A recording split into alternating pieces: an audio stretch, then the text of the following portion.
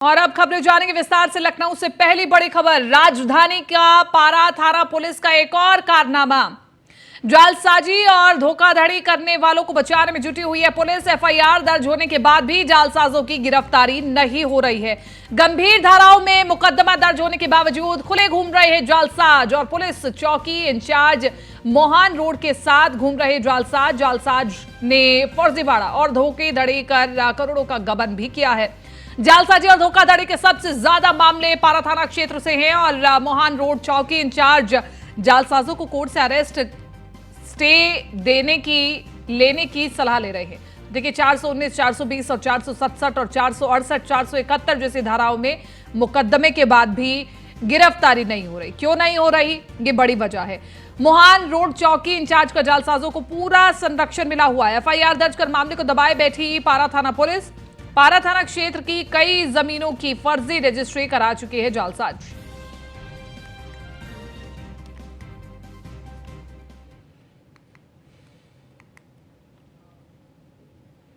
और आगरा से अगली बड़ी खबर, 3 दर्जन से ज्यादा सवारियों से भरा ट्रैक्टर पलटा है। हादसे में ट्रैक्टर सवार 3 लोगों की मौत हो गई है। कई लोग घायल बताए जा रहे हैं। मौके पर पहुंची पुलिस ने रेस्क्यू कर घायलों को अस्पताल भेजा है। थाना शमशाबाद क्षेत्र का पूरा मामला है। तो देखिए आगरा से बड़ी खबर आपको बता रहे हैं, हादसे में ट्रैक्टर सवार 3 लोगों की मौत हो गई है। कई लोग घायल बताए जा रहे हैं। पुलिस मौके पर पहुंच चुकी है स्थिति को संभालने के लिए और रेस्क्यू टीम भी पहुंच चुकी है। रेस्क्यू किया जा रहा है और लोगों को अस्पताल भेजा जा रहा है। मौके पर पहुंची पुलिस ने रेस्क्यू कर घायलों को भेजा अस्पताल। आगरा से हम तस्वीरें दिखा देते हैं और देखिए एक बार फिर से ट्रैक्टर में बड़ी संख्या में लोग यात्रा कर रहे थे, जो कि सीधे तौर पर मनाही है। इससे पहले भी कई बार हादसे सामने आए हैं ट्रैक्टर में यात्रा करने की वजह से। फिर आखिरकार क्यों ट्रैफिक नियमों को फॉलो नहीं किया जाता, क्यों मुख्यमंत्री के आदेशों का पालन नहीं किया जाता, ये बड़ा सवाल है। तो ये तस्वीरें हम दिखा रहे हैं, पुलिस प्रशासन पहुंच चुका है। निश्चित तौर पर जो ट्रैक्टर चालक है उस पर कार्रवाई होनी चाहिए कि कैसे यात्रियों को ट्रैक्टर में बिठाया। ट्रैक्टर ट्रॉली से यात्रा को लेकर सीएम योगी ने दिए हैं सख्त निर्देश, बावजूद इसके नहीं माने जा रहे निर्देश। ट्रैक्टर ट्रॉली से सवारियां ढोने वालों के खिलाफ सख्त कार्रवाई के दिए थे निर्देश। 10,000 रुपए का जुर्माना वसूलने का सीएम योगी ने सीधे तौर पर आदेश दिया था। अक्टूबर 2020 में 10 दिनों का विशेष अभियान भी शुरू किया गया था, लेकिन क्या हुआ उस अभियान का? 2022 में ट्रैक्टर ट्रॉली से बढ़ते हादसों के बीच सीएम ने सख्त निर्देश दिए थे और 1 साल भी नहीं बीता कि अधिकारी भूल गए सीएम योगी के निर्देश। और अभी कुछ वक्त पहले भी ऐसे ही ट्रैक्टर से एक बड़ा हादसा सामने आया था। उस वक्त भी न्यूज़ वन इंडिया ने कई सवाल खड़े किए थे।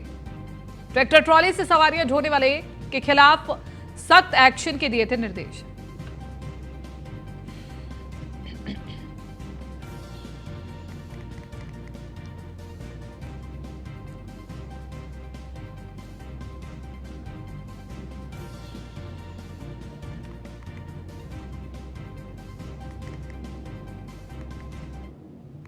एक बहुत छोटे से ब्रेक के लिए रुक रहे हैं, जल्द हाजिर होंगे। और ब्रेक के बाद एक बार फिर से आप सभी का स्वागत है। बढ़ रहे अगली खबर की ओर। गाजीपुर के पूर्व सांसद अफजाल अंसारी की तबियत बिगड़ चुकी है। 3 डॉक्टरों की टीम इलाज में जुटी हुई है। मुख्तार अंसारी के भाई अफजाल अंसारी की जेल में तबियत बिगड़ी थी। गाजीपुर मेडिकल कॉलेज के प्रिंसिपल डॉक्टर आनंद मिश्र ने इसकी पुष्टि की है और कहा है कि अफजाल अंसारी अब स्वस्थ है और ठीक है।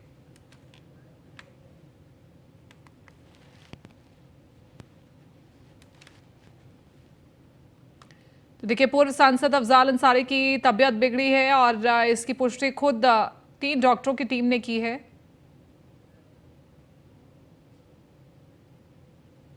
राजधानी के जोन 2 में आलमबाग के बिहार नगर क्षेत्र में बुलडोजर चला।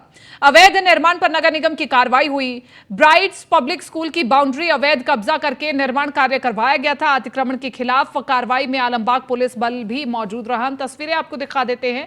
बिहार नगर क्षेत्र में बुलडोजर की कार्रवाई हुई और अवैध निर्माण पर नगर निगम ने कार्रवाई की है और लगातार अवैध निर्माण पर नगर निगम की टीम काम कर रही है।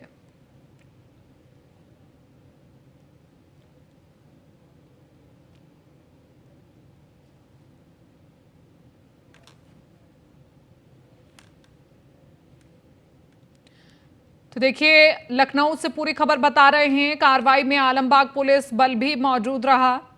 ब्राइट्स पब्लिक स्कूल के सामने जो अवैध निर्माण चल रहा था उसे ध्वस्त किया गया है। बिहार नगर क्षेत्र में नगर निगम का पीला पंजा चला है।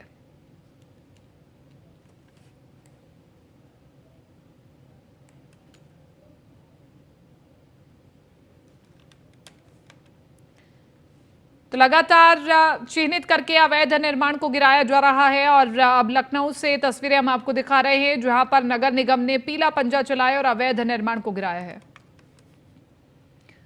खबर पीलीभीत के खजुरिया से है जहां 7 महीने के मासूम की टीका लगने के कुछ देर बाद ही मौत हो गई, जिसके बाद से नाराज परिजनों ने सीएचसी में जमकर हंगामा किया। मौके पर पहुंची पुलिस ने परिजनों को शांत कराया और शव को पोस्टमार्टम के लिए भेज दिया है।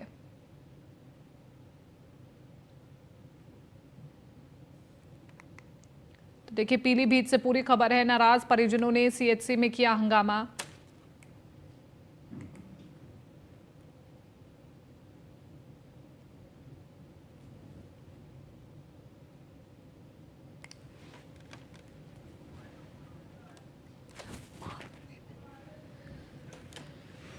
पीलीभीत से पूरी खबर बता रहे हैं जहां पर एक बच्ची को टीका लगाने से उसकी मौत हो गई। तो परिजन कह रहे हैं कि गलत टीका लगाया गया और इस वजह से विरोध किया जा रहा है।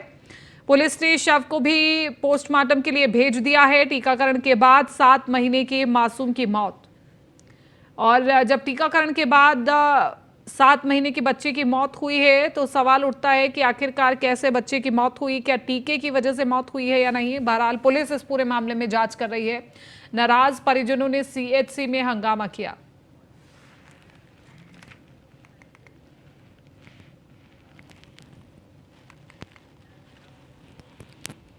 अलीगढ़ के बिजौली सीएचसी पर तैनात कर्मचारियों ने रिश्वत ली और कर्मचारियों का रिश्वत लेते हुए एक वीडियो भी वायरल हुआ है। पीड़ित ने ऑनलाइन अधिकारियों से शिकायत भी की है। बिजली सीएचसी पर रिश्वत लेते हुए वीडियो हुआ वायरल। कर्मचारियों का रिश्वत लेते हुए वीडियो हुआ वायरल। जब लगातार बात हो रही है भ्रष्टाचार शासन मुक्त की, तो ऐसे में भ्रष्टाचार मुक्त शासन की, तो ऐसे में तस्वीरें कई सवाल खड़ा कर देती हैं। सीएम योगी आदित्यनाथ ने अमेरिका में प्रधानमंत्री मोदी के संबोधन को लेकर के ट्वीट किया है और कुछ पंक्तियां लिखी है। आसमान में सिर उठाकर घने बादलों को चीरकर रोशनी का संकल्प ले, अभी तो सूरज उगा है। दृढ़ निश्चय के साथ चलकर हर मुश्किल को पार कर घोर अंधेरे को मिटाने, अभी तो सूरज उगा है। तो मुख्यमंत्री योगी आदित्यनाथ ने ट्वीट किया है क्योंकि आज व्हाइट हाउस में लखनऊ से अगली बड़ी खबर। डॉक्टर श्यामा प्रसाद मुखर्जी की पुण्यतिथि आज और मुख्यमंत्री योगी आदित्यनाथ ने किया माल्यार्पण। सिविल अस्पताल में लगी प्रतिमा पर माल्यार्पण किया और पुण्यतिथि कार्यक्रम में शामिल हुए CM Yogi Adityanath. Deputy CM Brijesh पाठक भी साथ में रहे मौजूद। एमएलए राजेश्वर सिंह, मेयर सुषमा खरकवाल भी रही मौजूद। श्यामा जी का आजादी की लड़ाई में महत्वपूर्ण योगदान, डॉक्टर श्यामा प्रसाद मुखर्जी का सपना पीएम ने साकार कर दिया। डॉक्टर श्यामा प्रसाद मुखर्जी जन कल्याण की बात करते थे। भारत की तुलना में अलग से विधान बनाना और उस समय जम्मू कश्मीर के मुख्यमंत्री को अलग मान्यता देने के विरोध में डॉक्टर श्यामा प्रसाद मुखर्जी जी ने एक नारा देश को दिया था, एक देश में 2 प्रधान, 2 विधान और 2 निशान नहीं चलेंगे। और इसी बात को लेकर के उनका जो आंदोलन था, उनका जो अभियान था, उस अभियान को लेकर के जम्मू कश्मीर में डॉक्टर श्यामा प्रसाद मुखर्जी जी की गिरफ्तारी होती है और उनका बलिदान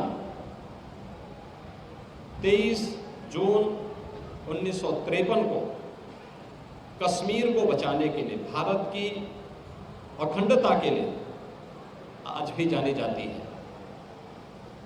डॉक्टर श्यामा प्रसाद मुखर्जी जी के सपने को साकार किया। बीएसपी का आधार वोट बैंक यानी दलित वोट बैंक उससे खिसका है, इसमें कोई शक नहीं है। जिसके बाद अब दलितों को साधने के लिए हर पार्टी में छीना झपटी वाली स्थिति है और पिछले 4 चुनावों में यूपी में बीजेपी का प्रदर्शन ये बताने के लिए काफी है कि बीजेपी को दलितों का ठीक ठाक समर्थन मिला है। ऐसे में अब कांग्रेस को भी इसी वोट बैंक के जरिए चमत्कार की उम्मीद है और जिसके लिए कांग्रेस में मंथन शुरू हो चुका है। सवाल ये उठता है कि आखिर कांग्रेस के पास ऐसा क्या मॉडल है, ऐसा कौन सा मॉडल है जिसके जरिए दलित उससे जुड़ सकता है। क्या सिर्फ दलित बस्तियों में जाने और संपर्क करने भर से कांग्रेस दलितों का दिल जीत पाएगी? देखिए रिपोर्ट।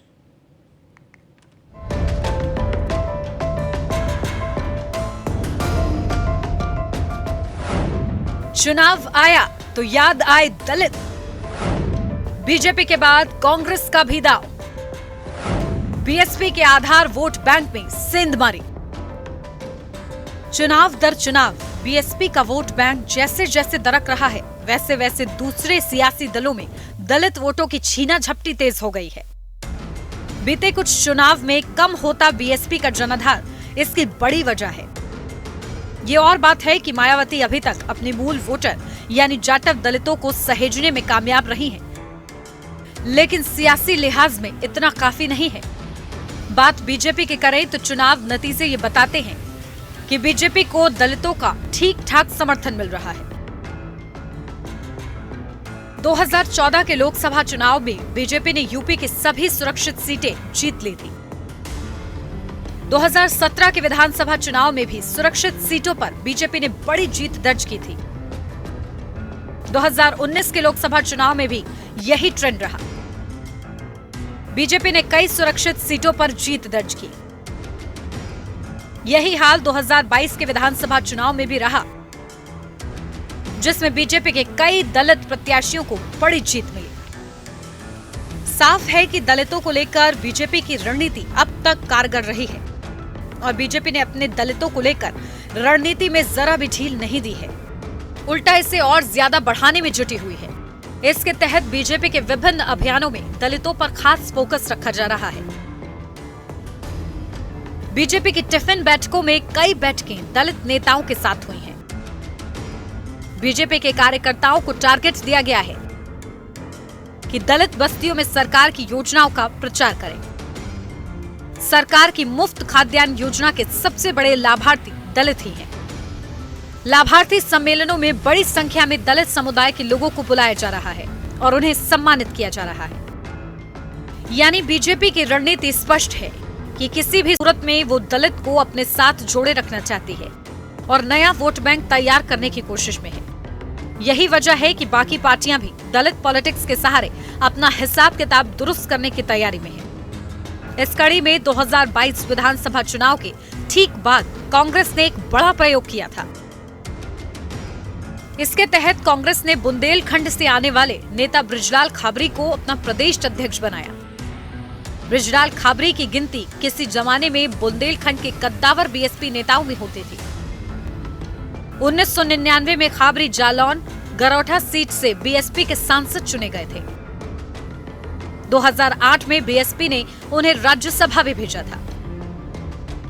साल 2016 में खाबरी कांग्रेस में शामिल हो गए, लेकिन कांग्रेस में आने के बाद कोई चुनाव नहीं जीत पाए। समझना मुश्किल नहीं कि बहुत अच्छा राजनीतिक रिकॉर्ड न होने के बाद भी अगर कांग्रेस ने दलित चेहरे के तौर पर उन्हें नेतृत्व सौंपा तो इसके पीछे मंशा साफ थी।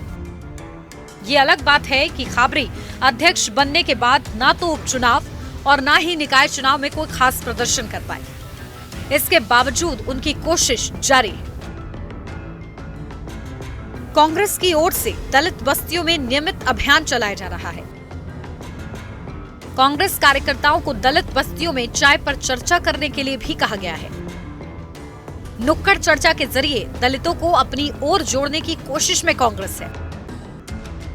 इसके लिए अलग अलग क्षेत्रीय अध्यक्षों को भी जिम्मेदारी दी गई है, जो सीधे प्रदेश अध्यक्ष को रिपोर्ट करेंगे।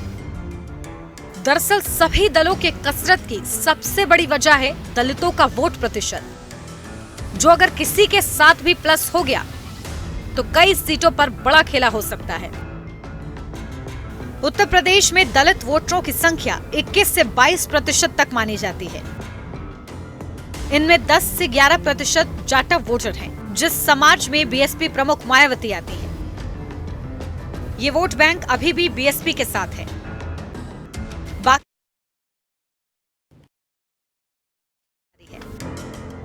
बीएसपी की पूरी कोशिश है कि अपने आधार वोट बैंक को बचाए रखा जाए। समाजवादी पार्टी भी दलितों को साधने की कोशिश में है। हालांकि दलित पॉलिटिक्स की दौड़ में अभी सपा काफी पीछे है, क्योंकि परंपरागत रूप से दलित वोटर गैर यादव, ओबीसी वोटर और मुस्लिमों के साथ जाना पसंद करते हैं। इसका प्रमाण 2019 का लोकसभा चुनाव है, जिसमें सपा बसपा का गठबंधन था। सपा के वोटर बसपा को ट्रांसफर हो गए, लेकिन बसपा के वोट सपा को ट्रांसफर नहीं हुए। नतीजा, गठबंधन में मायावती को फायदा हुआ।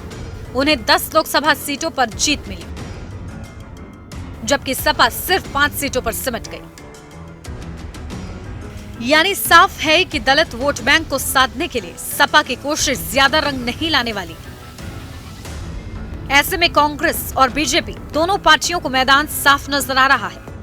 जैसे जैसे बसपा का जनाधार कमजोर हो रहा है, दोनों राष्ट्रीय पार्टियों को अपने लिए संभावना ज्यादा नजर आ रही है। ये अलग बात है कि इस होड़ में किसे कितनी कामयाबी मिलेगी, ये देखना दिलचस्प रहेगा। Bureau report, news 1 India. फिलहाल इस बुलेटिन में मेरे साथ इतना ही। दीजिए इजाजत। नमस्कार।